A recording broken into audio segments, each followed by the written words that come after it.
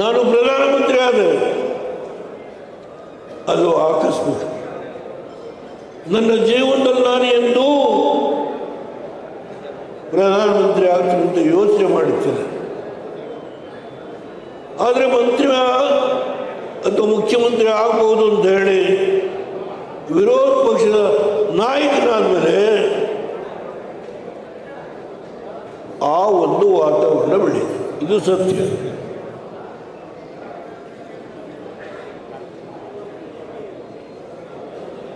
ಪಕ್ಕದಲ್ಲಿ ಕೂತಿದ್ದಾರೆ ಜಯೇಶ್ ಪಟೇಲ್ರಿಗೆ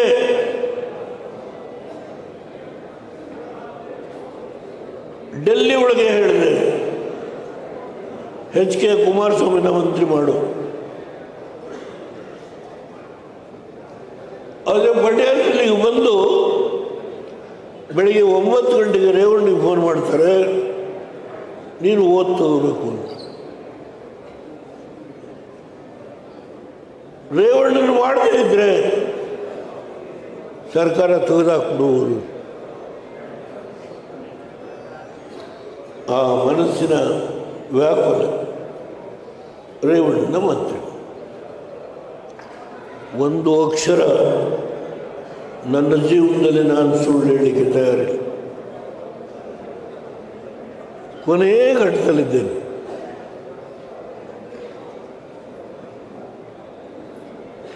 ನಾನು ಪ್ರಧಾನಮಂತ್ರಿ ಆಗಲಿಕ್ಕೆ ಕಾರಣ ಈ ರಾಜ್ಯದಲ್ಲಿ 16 ಜನ ಲೋಕಸಭಾ ಸದಸ್ಯರನ್ನ ಗೆಲ್ಲಿಸ್ಬೇಕು. ಅವತ್ತು ಕಾಂಗ್ರೆಸ್ ಅಧಿಕಾರ ಕಳ್ಕೊಳ್ತು. ನರಸಿಂಹರಾವ್ ಪ್ರಧಾನಮಂತ್ರಿ, ಅವರು ಅಧಿಕಾರ ಕಳ್ಕೊಂಡು. ಆದರೆ ಒಂದು ತೀರ್ಮಾನ ಮಾಡಿದರು, ಭಾರತೀಯ ಜನತಾ ಪಾರ್ಟಿಯ ಬಿಟ್ಟು ಯಾವುದೇ ರಾಜಕೀಯ ಪಕ್ಷಗಳು ಒಂದುಗೂಡಿ ಸರ್ಕಾರ ಮಾಡ್ತೀವಿ ಅಂದರೆ ನಾವು ಬೆಂಬಲ ಕೊಡ್ತೀವಿ ಅಂತ. ಆ ಸಂದರ್ಭದಲ್ಲಿ ದೆಹಲಿಯಲ್ಲಿ ಸಭೆ ಸೇರಿ ನಾವು ಜ್ಯೋತಿ ಬಸು ಅವರನ್ನ ಪ್ರಧಾನಮಂತ್ರಿ ಮಾಡಬೇಕು ಅಂತ ತೀರ್ಮಾನ ಮಾಡಿದ್ವಿ. 2 ದಿನ ಅವ್ರ ಪಕ್ಷದಲ್ಲಿ ಸಭೆ ನಡೀತು. ಪಾಲಿಟ್ ಬ್ಯೂರೋ ಸಭೆ, ಅವ್ರದ್ದು ಇನ್ನೊಂದು ಎಕ್ಸಿಕ್ಯೂಟಿವ್ ಕಮಿಟಿ. 2 ಸಭೆಯಲ್ಲೂ ಯಂಗ್ ಟರ್ಕು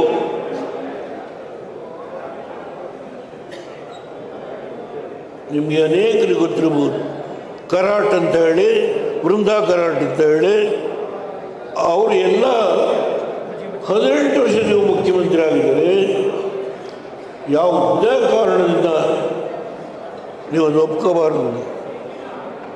ಅವ್ರು ಬಂದು 3ನೇ ದಿನ I will name Deve Gowda as the future prime minister of this country declare ಮಾಡಿ.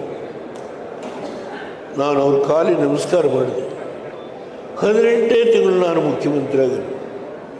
ನನ್ನ ಕೊಲ್ಲಬೇಡಿ, ಕಾಂಗ್ರೆಸ್ ಅವರು ಮೋಸ ಮಾಡ್ತಾರೆ, ನಮ್ಮ ಕೊಲ್ಲಬೇಡಿ ದಯಮಾಡಿ ಹೇಳಿ.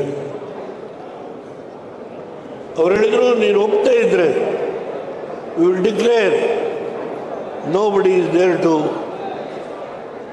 ಚಾಲೆಂಜ್ ವಾಜಪೇಯಿ ಅಂತ. You will declare. ಹೊರಗಡೆ ಮೀಡಿಯಾದರು, ಎಲೆಕ್ಟ್ರಾನಿಕ್ ಮೀಡಿಯಾ, ಪ್ರಿಂಟ್ ಮೀಡಿಯಾ ಎಲ್ಲ ಇದ್ದಾರೆ, ಹೇಳ. ಆ ಸಂದರ್ಭ ನಾನು ಎಲ್ಲರೂ ನನ್ನನ್ನು ಸೇರಿಸಿ 13 ಪಕ್ಷರು ಒಳ್ಳೆಯ ಆಡಳಿತ ಕೊಟ್ಟಿದೆಯಾ, ನೀನು ಒಪ್ಕೊಡ್ಬೇಕು ಅಂತ. ಅದಕ್ಕೆ ಕಾರಣ ನಾನಲ್ಲ, ನೀವು.